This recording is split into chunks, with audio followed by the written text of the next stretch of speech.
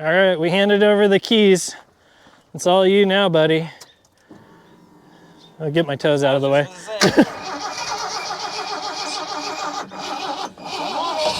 Ah, yeah.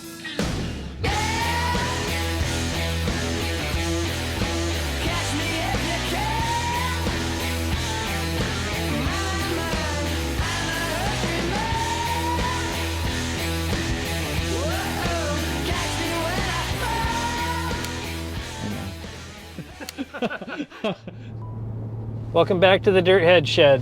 I don't know if you noticed, but we got the Pacer on the trailer behind the old Super Duty here. And I don't know if everybody in the YouTube fan base even knows what the Pacer is. That's a rig that I built on Dirt Every Day like 6 years ago now, maybe almost 7 years ago. Pretty wild to think about.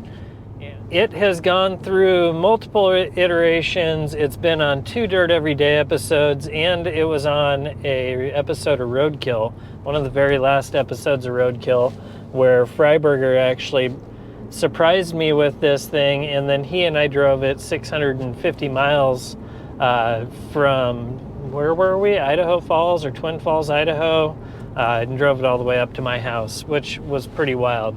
Let me give you a little bit of a backstory on this thing, the build specs, how it all came to be, and we have a pretty special handoff we got to do at the end of this. So basically, when we would shoot a Dirt Every Day, every season we would keep a couple of surprise episodes in there, so that, like, if I wanted to surprise Fred with an episode or a vehicle, and I managed the whole thing, then I could like do the whole like leading up to the build and reveal process without him knowing. And that's what this one was. This was a Dave's surprise build, and we built it up at my friend Ben's shop up in North Idaho, a place called ModCo.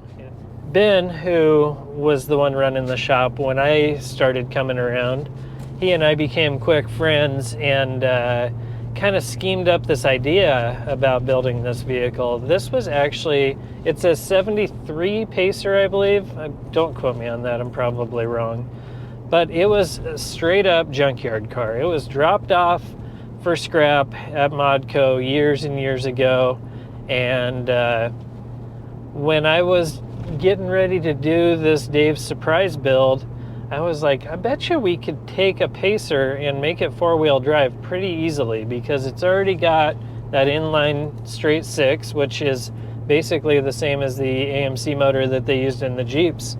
So I was like, well, it's already got an engine in place. It's got a front clip that's 2-wheel drive, front suspension, that unbolts. And then when you get rid of that, I was like, well, it's basically a Jeep Cherokee at that point.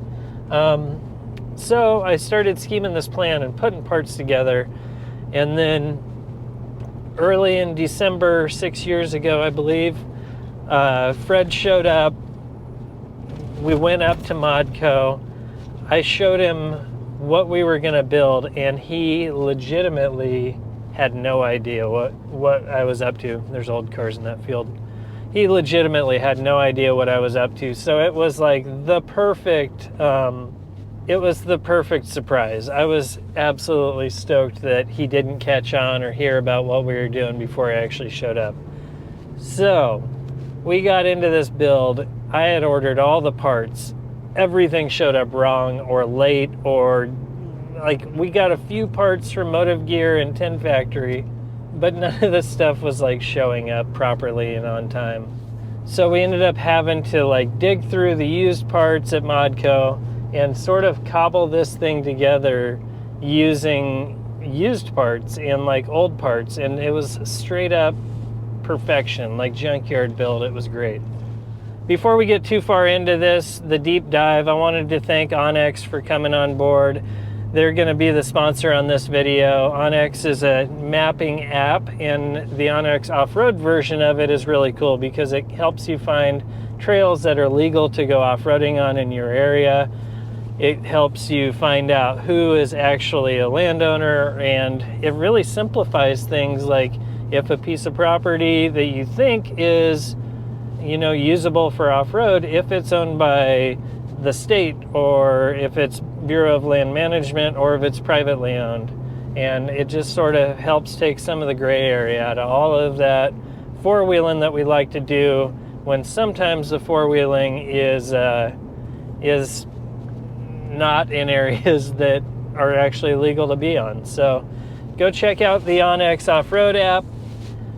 Go to onX. What is the website? Hang on, I'm going to turn this whole shoot match around. I actually found a cool little trail right here that I have been up in the snow a couple times. Totally forgot about this. So go over to onX Maps, get yourself the app, sign up for it. This is actually a really cool product. I don't do, that's just showing you who owns that property I was just turning around on. It's a really cool app. I actually use it quite a bit. I'm getting better with it. I am so not tech savvy, but this one's actually working out for me. So if you do check out at onxmaps.com to get your membership, use Dirthead at checkout and you'll get a little bit of a percentage off. If it's near a big holiday or something, you might want to keep an eye out, because they actually had like 50% off for Memorial Day. So keep an eye out on onX Maps, get the app, go four-wheeling, stay off people's private property if they don't want you there. Try and find the trails that are legal. All right, back to the Pacer. So we drug the Pacer out of the weeds, literally, like forklifted it out of the weeds and drug it up to the shop, got tearing into it, parts weren't showing up, and Ben was all in. Ben was super stoked on the build. Fred was actually pretty stoked on the build, even though it was a huge undertaking, but I assured him that we would be able to get this thing done in the 1 week time frame that we had. So we used a Jeep Wrangler Rubicon TJ front axle. That's like a Dana 44 front axle with 410s in it and a little air locker. I say a little air, with an air locker that uses a little tiny air compressor. So Dana 44 front axle, super bomb, already geared low, already had a locker. We threw some chromoly shafts in it from 10 factory, front end bomb diggity. The rear axle is really cool. It's actually a Jeep Cherokee Dana 44. An XJ 44 is kind of rare, and we were able to get one at ModCo. I believe it already had 410s in it, and we put a Detroit or a grip lock or some sort of like Detroit style automatic locker in the back. The rear suspension is actually a Jeep Cherokee lift spring, and it bolted right into the Pacer mounts. That was absolutely wild how well that worked out. So the rear suspension, the shock mounts are all custom, and they just use Skyjacker M95s, I believe. The springs were a slam dunk. The axle was a slam dunk. Everything went together pretty quick there. It's got a Ford Mustang gas tank, which I sunk into the floor of the trunk, which is kind of like an old hot rod guy trick, and it worked out perfect in this. The front suspension is actually it's a long arm, radius arm kit from Rough Country, I believe, and we modified the cross member to weld in with this Pacer unibody structure. That all actually went together pretty quick too, so that was cool. We got the little radius arms.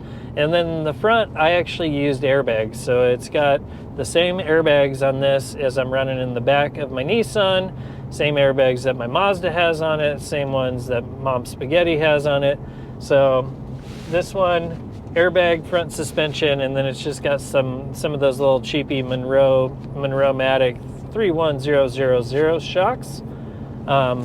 One of my favorite cheap shocks you can get out there. I'm actually running the same ones in the back of my little Slam Nissan. What else?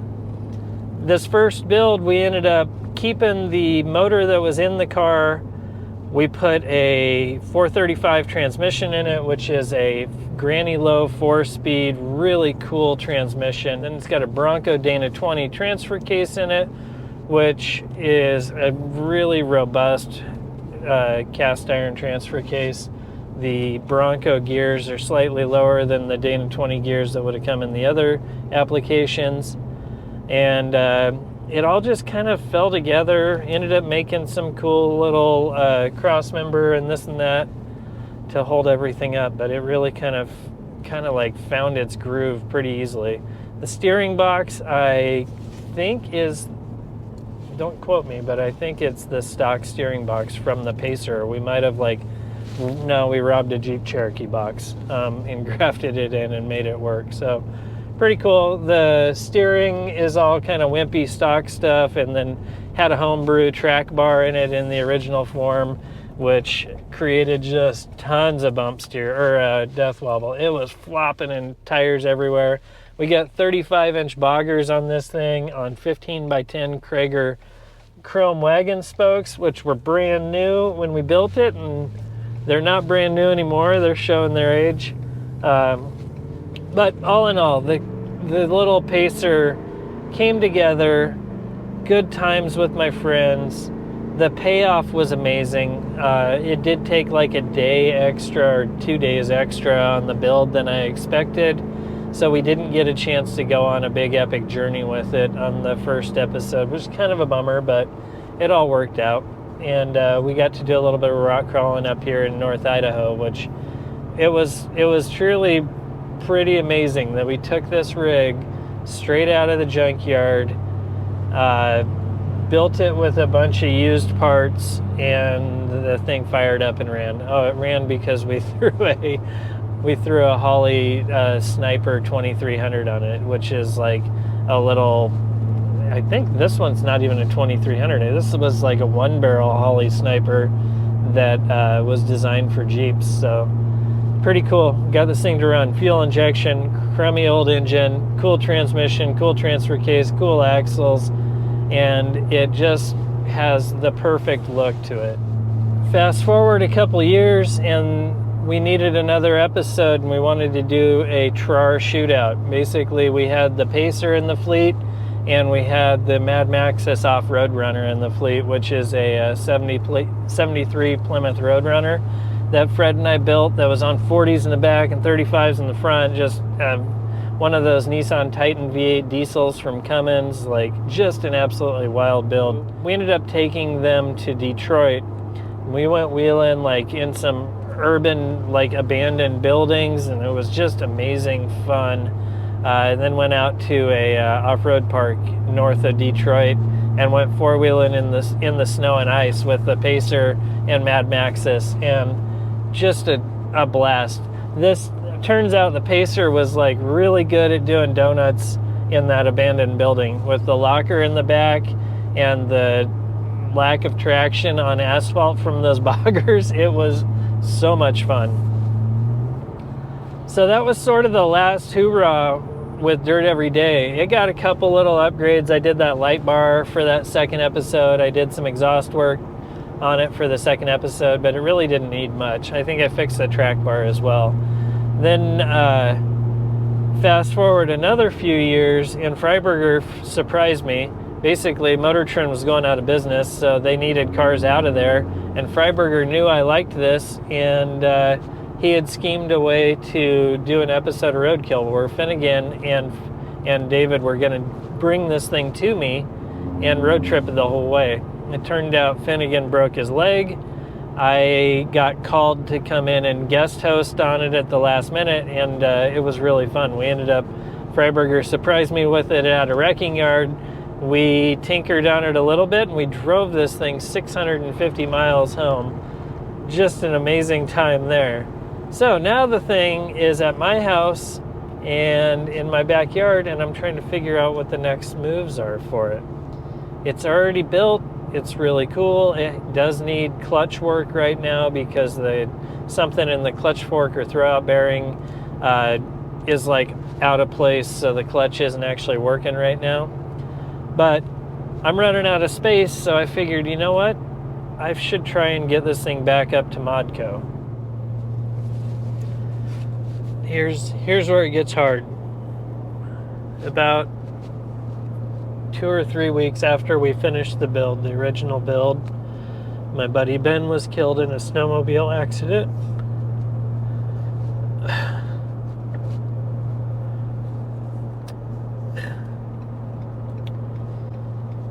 Since then, I have become friends with his little brother, who's now running the off-road shop, ModCo. So hauling this thing back up to ModCo is kind of a homecoming. It's really kind of sad. I've been avoiding it for a while. I think it's important to get this thing back up to ModCo and get it back in the family's hands. If they want to enjoy it for what it is, that's cool. If they want to part it out again and use it for projects to keep their own rigs or customers' rigs or whatever on the road, that's fine by me. I just feel like it kind of needs to, I just kind of feel like it needs to go back up there, and I hope that I can come back up and work on it a little bit, help out. I hope West and I can go four-wheeling in it, maybe go take it on an adventure. But it's one of those things, it's like, this is probably the last project that Ben really worked on. And the fact that Motortrend was willing to give it back to me, I feel like it's my duty to give it back to them. So we're gonna haul this thing up there and see how it goes. It was kind of a challenge getting it onto the trailer to head this way, but with the clutch not working, but the thing fired right up, drove up on there, didn't drive through the tailgate or the back window of my dually, so that was a win. We'll go show it off to West and pour one out for Ben and hopefully have some good times with this thing. Hopefully he can continue to wheel this thing around. Hopefully Ben's kids can check it out. Sorry, this is way tougher than I expected. All right, here we go.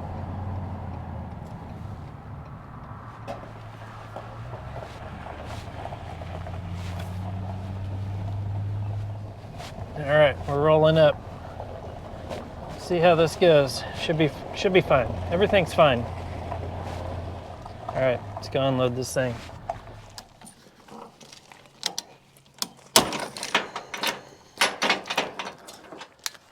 You haven't seen it with all the second round of things, I don't think.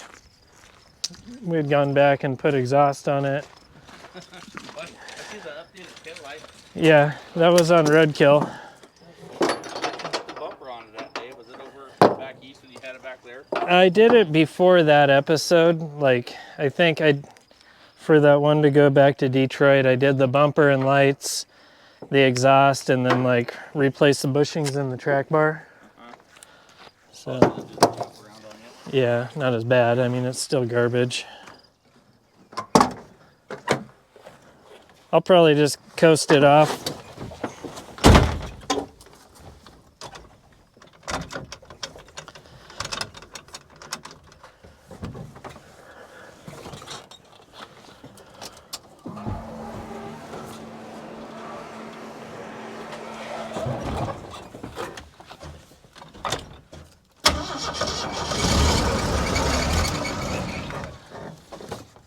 Pretty good.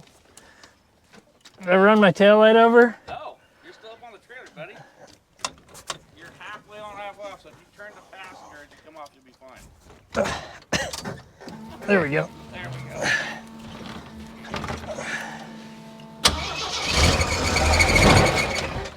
Got it. Got it.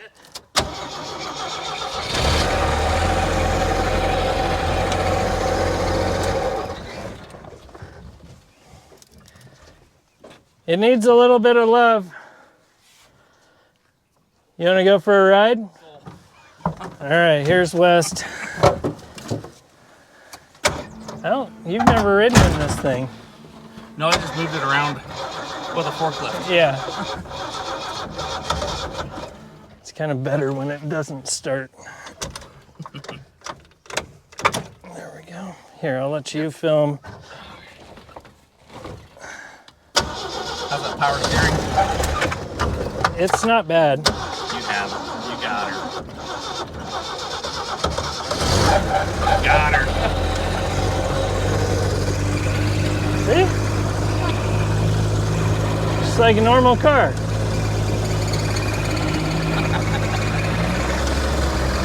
Somehow Freiburger and I drove this thing 600 and something miles. Yeah, that don't sound good, buddy. That's amazing. It needs a little bit of clutch work.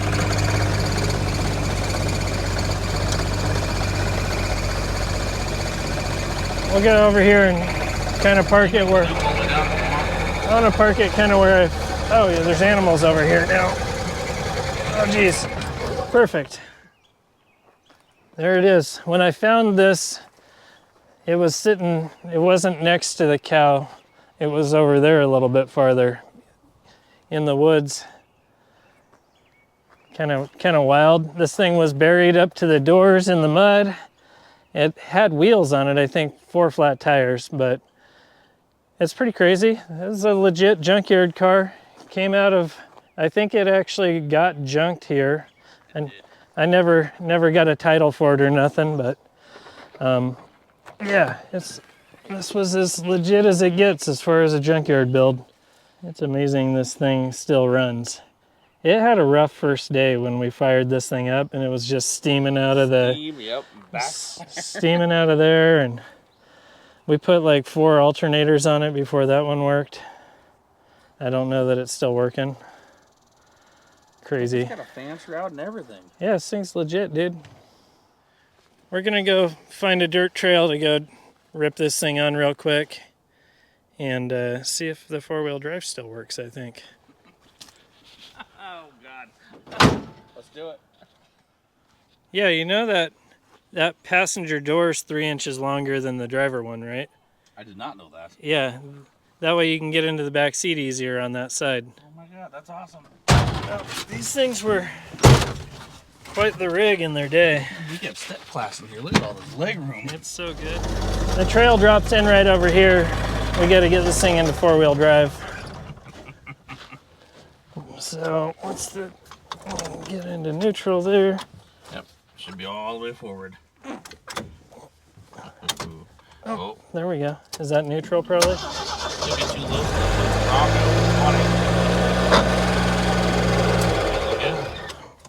That should be all the way there. We'll find out real quick. That's pretty slow.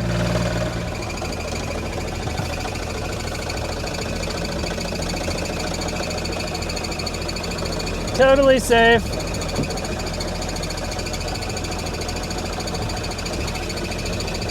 Can't see it very well.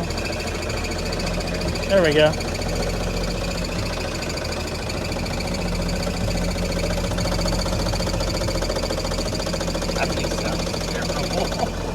You can kind of you can kind of mess with it. This thing's great.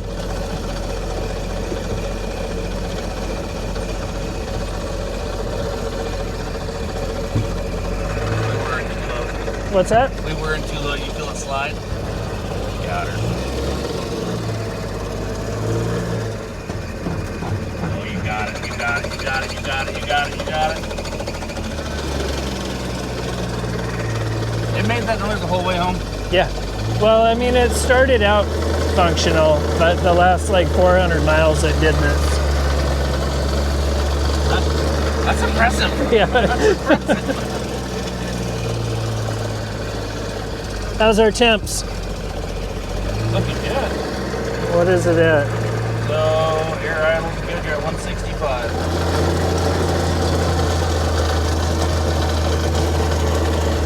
Not gonna say it's charging the best, but oh yeah, it might not be charging at all. It's almost too good, huh? Like there's nothing to do to it. well, maybe fix that sound then. The hamsters sound like they're trying to get out of the cage, buddy.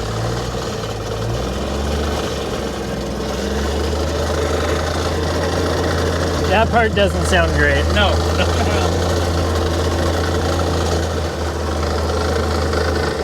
Go mud bogging? I don't think we should do that one. Okay.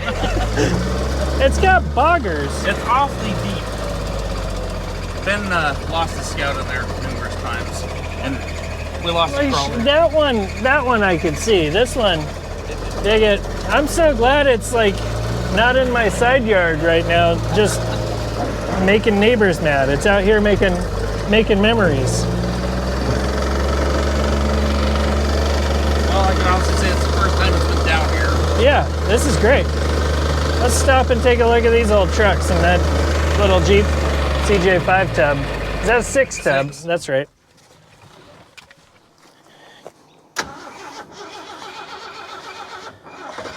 Oh yeah, come on. Oh, man, Got it. that starter is hurting.